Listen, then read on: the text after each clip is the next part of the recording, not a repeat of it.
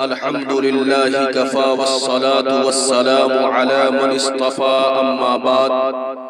دوستو اور بزرگوں، جن لوگوں کو اللہ تعالیٰ نے عقل سلیم عطا کیا ہے وہ اولاد کی ضرورت اور قدر و قیمت سے واقف ہیں، مگر جن لوگوں کی عقل پر کسی وجہ سے پردہ پڑ گیا ہو، اولاد کی قدر و قیمت سے ناواقف ہیں، وہ اس کی ناقدری بھی کرتے ہیں، ان کی حق تلفی بھی کرتے ہیں، اور بعض معاشرہ میں ان کو قتل بھی کیا جاتا ہے۔ اسلام سے پہلے جاہلی معاشرہ میں بھی قتل اولاد کا سلسلہ مختلف اسباب کے تحت جاری تھا۔ قرآن کریم میں عام طور پر قتل اولاد کے 3 محرکات کا تذکرہ ملتا ہے: مذہبی محرکات، معاشی محرکات، سماجی محرکات۔ دوستو، قتل اولاد کا غالباً سب سے زیادہ معروف اور بظاہر نیک محرک خدا یا دیوتا کے نام پر اولاد کی نظر چڑھانا تھا۔ حضرت ابراہیم علیہ السلام نے خواب میں دیکھا کہ وہ اپنی اولاد کو خدا کے نام پر ذبح کر رہے ہیں، تو اس خواب کی تعبیر کے لیے وہ سچ مچ اپنے فرزند حضرت اسماعیل علیہ السلام کو زمین پر لٹا کر ذبح کرنے لگے۔ ابھی ذبح کا ارادہ ہی کیا تھا کہ اللہ تعالیٰ نے ان کے ہاتھ روک دیے، کیونکہ خواب کا مقصد حضرت ابراہیم علیہ السلام کی آزمائش تھی۔ حضرت اسماعیل علیہ السلام کو سچ مچ ذبح کرنا نہ تھا۔ ارشاد ہے، وہ لڑکا جب اس کے ساتھ دوڑ دھوپ کرنے کی عمر کو پہنچ گیا تو ایک روز ابراہیم علیہ السلام نے اس سے کہا، بیٹا میں خواب میں دیکھتا ہوں کہ میں تجھے ذبح کر رہا ہوں، اب تو بتا تیرا کیا خیال ہے؟ اس نے کہا، ابا جان، جو کچھ آپ کو حکم دیا جا رہا ہے اسے کر ڈالیے، آپ انشاءاللہ مجھے صابروں میں سے پائیں گے۔ آخر کو جب ان دونوں نے سر تسلیم خم کر دیا اور ابراہیم علیہ السلام نے بیٹے کو ماتھے کے بل گرا دیا اور ہم نے ندا دی کہ اے ابراہیم، تو نے خواب سچ کر دکھایا، ہم نیکی کرنے والوں کو ایسی ہی جزا دیتے ہیں۔ یقیناً یہ ایک کھلی آزمائش تھی اور ہم نے ایک بڑی قربانی فدیے میں دے کر اس بچے کو چھڑا لیا۔ دوستو، حضرت محمد مصطفیٰ صلی اللہ علیہ وسلم کے والد ماجد حضرت عبداللہ کو بھی اللہ کے نام پر قربان کرنے کی حضرت عبد المطلب نے نظر مانی تھی۔ ابن کثیر نے الہدایہ والنہایہ میں اس کی نظر کی تفصیل اس طرح بیان کی ہے کہ جب حضرت عبد المطلب زمزم کے کنویں کو اثر نو کھود رہے تھے تو اس کام میں ان کے مددگار ان کے اکلوتے بیٹے جناب حارث تھے۔ اس وقت انہوں نے نظر مانی کہ اللہ تعالیٰ نے اگر ان کو 10 بیٹے عطا کیے تو ایک بیٹا اللہ کے نام پر وہ قربان کر دیں گے۔ اللہ تبارک و تعالیٰ نے ان کو 10 بیٹے عطا کیے، تب انہوں نے اپنے بیٹوں سے اپنی نظر کا تذکرہ کیا اور ان سے مشورہ طلب کیا۔ سبھی بیٹوں نے نظر پوری کرنے کا مشورہ دیا۔ قرعہ اندازی کی گئی تو قرعہ حضرت عبداللہ کے نام کا نکلا۔ حضرت عبد المطلب اپنے صاحبزادہ عبداللہ کو قربان گاہ کی طرف لے کر چلے تو ان کی بیٹیوں نے اپنے بھائی کو چھڑانے کی فریاد کی اور قرعہ کے لیے حضرت عبداللہ کے ساتھ 10 اونٹ کو رکھنے کا مشورہ دیا۔ چنانچہ 10 اونٹوں اور حضرت عبداللہ میں قربانی کے لیے قرعہ اندازی کی گئی تو قرعہ میں حضرت عبداللہ کے نام کا نکلا۔ بیٹیوں نے پھر 10 اونٹ کے اضافہ کا مشورہ دیا۔ مگر قرعہ تب بھی حضرت عبداللہ کے نام کا نکلا۔ بیٹیوں کے اصرار پر حضرت عبد المطلب 10 اونٹ کا اضافہ کرتے چلے گئے، یہاں تک کہ 100 اونٹ کے ساتھ قرعہ اندازی ہوئی تو قرعہ اونٹوں کے نام کا نکلا۔ حضرت عبد المطلب نے اپنے فرزند کی جگہ 100 اونٹ صفا اور مروہ کے درمیان قربان کیے۔ اسی لیے حضرت محمد صلی اللہ علیہ وسلم کے القاب میں ایک لقب ابن الذبیحین کا ملتا ہے، یعنی حضرت اسماعیل علیہ السلام اور حضرت عبداللہ علیہ السلام کی اولاد۔ مشرکین عرب اللہ کے علاوہ دوسرے معبود مثلا لات و حبل اور منات وغیرہ کے نام پر بھی اپنی اولاد کو قربان کرتے تھے۔ قرآن کریم نے قتل اولاد کی خواہ وہ بتوں کے نام پر ہو یا خدا کے نام پر کبھی حمایت نہیں کی اور نہ اسے سند جواز عطا کیا، بلکہ اس پر تنقید کی اور اس غیر انسانی رسم کو روکنے کی تاکید کی۔ قرآن پاک نے قتل اولاد کی رسم کو مشرکوں کی حماقت و نادانی اور ان کی دین و دنیا میں ناکامی و تباہی سے تعبیر کیا ہے۔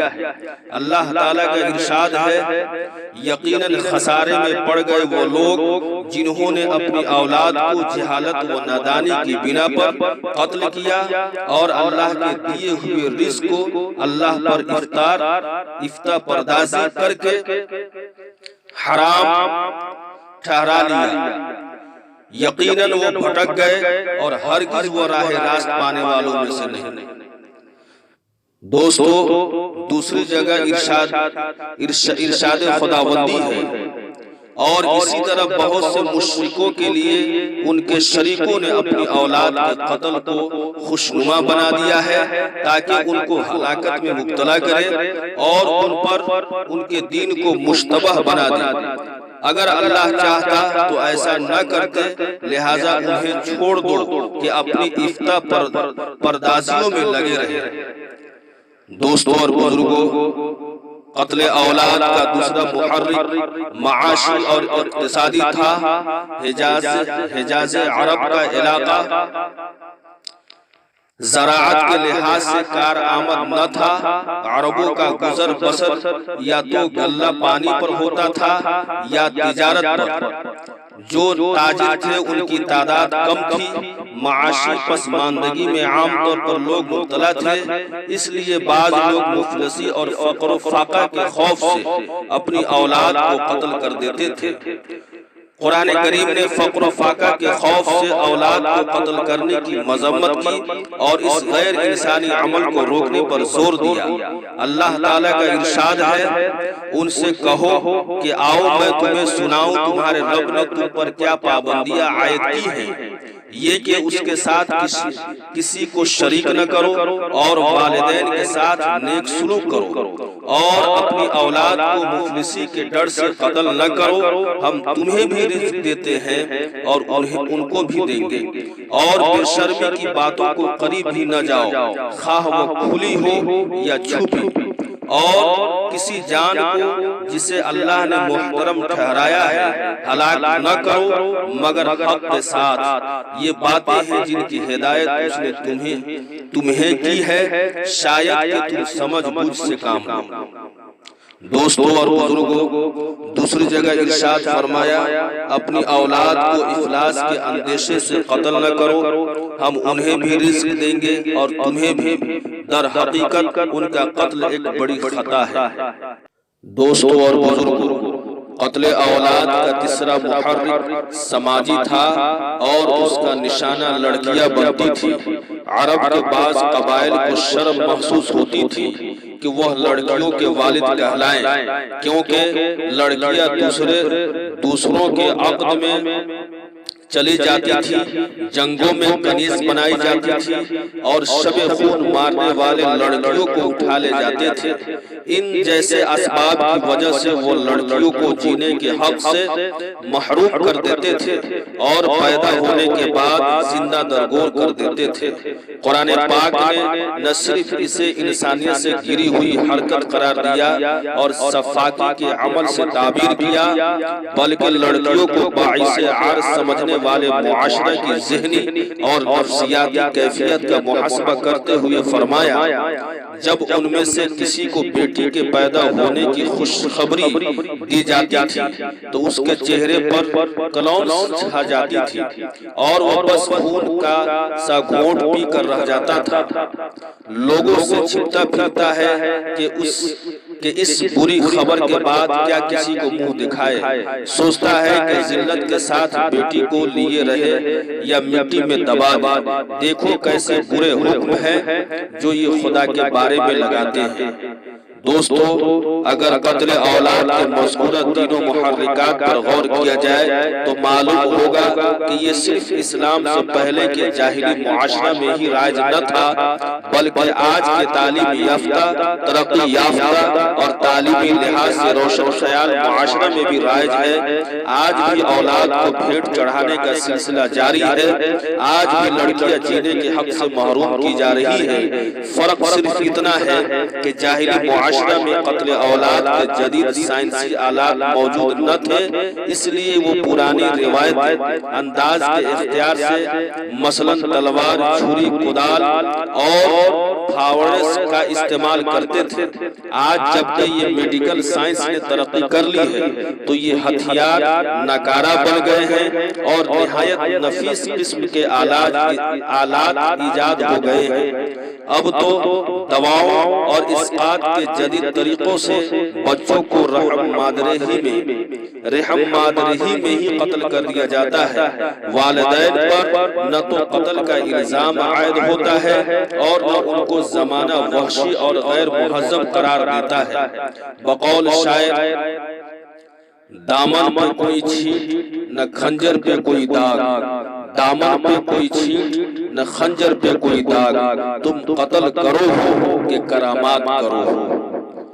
دوستو، قرآن پاک نے قتل اولاد کی رسم کو جڑ سے مٹانے کا اعلان کیا ہے۔ اس رسم قبیح کی مذمت کرنے کے ساتھ اولاد کی فطری ضرورت کا احساس دلایا، ان کی نفع رسانی اور ان کے ذریعے حاصل ہونے والی برکتوں سے واقف کرایا۔ قرآن پاک نے بتایا کہ نسل انسانی کی بقا اور ارتقاء کے لیے اولاد کتنی فطری اور ناگزیر ہے۔ اللہ تعالیٰ کا ارشاد ہے، اور وہ اللہ ہی ہے جس نے تمہارے لیے تمہاری ہم جنس بیویاں بنائی اور اسی نے ان بیویوں سے تمہیں بیٹے پوتے عطا کیے اور اچھی چیزیں تمہیں کھانے کو دی۔ اللہ تعالیٰ نے فرمایا کہ اولاد تمہاری فطری ضرورت ہی نہیں بلکہ تمہارے لیے نعمت اور دولت بھی ہے۔ ارشاد ہوا، اور تمہیں مال اور اولاد سے مدد دی اور تمہاری تعداد پہلے سے بڑھا دی۔ دوسری جگہ ارشاد فرمایا، ڈرو اس سے جس نے وہ کچھ تمہیں دیا ہے جو تم جانتے ہو، تمہیں جانور دیے، اولاد عطا کی۔ قرآن نے اس سے آگے بڑھ کر اولاد کو زینت قرار دیا ہے، یعنی جس طرح درخت اپنے پتوں اور پھل پھول سے زینت پاتے ہیں، اسی طرح لوگ اپنی اولاد سے زینت پاتے ہیں۔ بے اولاد معاشرہ اور پانچ گھرانہ اس زینت سے محروم ہوتا ہے۔ فرمایا، مال اور اولاد دنیا کی زندگی کی زینت ہے۔ جلیل القدر انبیاء نے بڑھاپے میں اولاد کی دعا مانگی اور اللہ تعالیٰ نے ان کی دعا قبول فرما کر بڑھاپے میں بھی اولاد عطا فرمائی۔ چنانچہ حضرت ابراہیم علیہ السلام کی دعا کا تذکرہ قرآن میں اس طرح ملتا ہے، شکر ہے اس خدا کا جس نے مجھے اس بڑھاپے میں اسماعیل اور اسحاق جیسے بیٹے دیے۔ حقیقت یہ ہے کہ میرا رب ضرور دعا سنتا ہے۔ دوستو، حضرت زکریا علیہ السلام کی دعا قرآن پاک میں اس طرح وارد ہوئی۔ یہ حال دے کر زکریا علیہ السلام نے اپنے رب کو پکارا، پروردگار، اپنی قدرت سے مجھے نیک اولاد عطا کر، تو ہی دعا سننے والا ہے۔ مومن صالح کی صفت قرآن نے یہ بیان کی، وہ نہ صرف اپنی جسمانی اور روحانی سلامتی کی دعا مانگتے ہیں بلکہ اپنی اولاد کی بھی صحت و سلامتی اور روحانی بالغی کی دعا مانگتے ہیں۔ ارشاد ہوا، اس نے کہا اے میرے رب مجھے تو توفیق دے کہ میں تیری ان نعمتوں کا شکر ادا کروں جو تو نے مجھے اور میرے والدین کو عطا فرمائی، اور ایسا نیک عمل کروں جس سے تو راضی ہو، اور میری اولاد کو بھی نیک بنا کر مجھے سکھ دے۔ میں تیرے حضور توبہ کرتا ہوں اور تابع فرمان بندوں میں سے ہوں۔ دوستو اور بزرگوں، اہل ایمان اپنی اولاد سے نفرت نہیں کرتے، نہ ان کی بدخواہی کرتے ہیں اور نہ ان کے لیے بد دعا کرتے ہیں، بلکہ ان کی اخلاق اور دینی پاکیزگی کی دعا کرتے ہیں اور ان کو دیکھ کر اپنی آنکھوں کو ٹھنڈی کرتے ہیں۔ فرمایا، جو دعائیں مانگا کرتے ہیں کہ اے ہمارے رب ہمیں اپنی بیویوں اور اپنی اولاد سے آنکھوں کی ٹھنڈک دے اور ہم کو پرہیزگاروں کا امام بنا۔ نبی پاک صلی اللہ علیہ وسلم نے اپنی اولاد کے لیے بد دعا کرنے سے سختی سے منع فرمایا ہے۔ ارشاد ہے، نہ تو اپنے اوپر بد دعا کرو اور نہ اپنی اولاد پر بد دعا کرو، کہیں ایسا نہ ہو کہ تم بد دعا کرو اور اللہ کے نزدیک وہی قبولیت کی گھڑی ہو۔ اس لیے میرے محترم بزرگوں اور دوستو، اولاد کو صحیح طریقے سے اس کی تربیت کیجئے، اس کو تعلیم دیجئے، اور اولاد کو خشیت کھلانے کی غرض سے اور اس کو جو ہے پالنے کے ڈر سے قتل نہ کیجیے۔ اللہ تعالی ہم سب کو ان ساری باتوں پر عمل کرنے کی توفیق عطا فرمائے۔ وآخر دعوانا الحمدللہ رب العالمین۔